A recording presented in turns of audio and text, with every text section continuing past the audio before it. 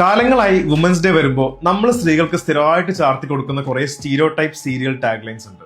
സ്ത്രീ ഐശ്വര്യാണ്, വിളക്കാണ്, ഭൂമിയോളം ക്ഷമിക്കുന്നവളാണ് എന്നൊക്കെ കേൾക്കാനൊക്കെ നല്ല രസമുണ്ടെങ്കിലും ശരിക്കും ഈ ഒരു അപ്രീസിയേഷൻ അപ്പുറം are we really trying to understand their journey?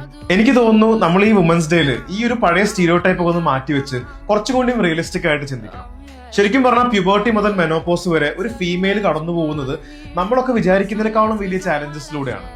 മറ്റുള്ളവരോട് പറയാൻ പോലും ആഗ്രഹിക്കാതെ ഓരോ മാസവും അവർ അനുഭവിക്കുന്ന ഹോർമോണൽ ഫ്ലക്ച്വേഷൻസ്, മൂഡ് സ്വിങ്സ്, ഇതിന്റെ ഇടയിൽ കരിയറും ഫാമിലിയും ഒക്കെ ബാലൻസ് ചെയ്യാനുള്ള നെട്ടോട്ടങ്ങളും, ഇനി ഒരു അമ്മയെ കഴിഞ്ഞാൽ ഉണ്ടാവുന്ന ഫിസിക്കൽ ഇമോഷണൽ ചേഞ്ചസ്, ഡെലിവറിക്ക് ശേഷമുള്ള സ്ലീപ്ലെസ് നൈറ്റ്സ്, അവസാനം പോസ്റ്റ് മെനോപോസൽ പീരീഡ് ഉണ്ടാവുമ്പോൾ ഉണ്ടാവുന്ന ബലക്ഷയും ടയർഡ്നെസ്സും, ഇതൊന്നും നമ്മൾ വിചാരിക്കുന്ന പോലെ അത്ര എളുപ്പമുള്ള കാര്യങ്ങളല്ല.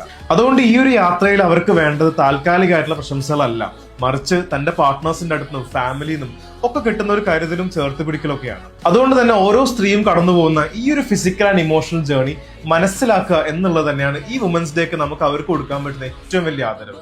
സോ എല്ലാവർക്കും ഹാപ്പി വുമൻസ് ഡേ.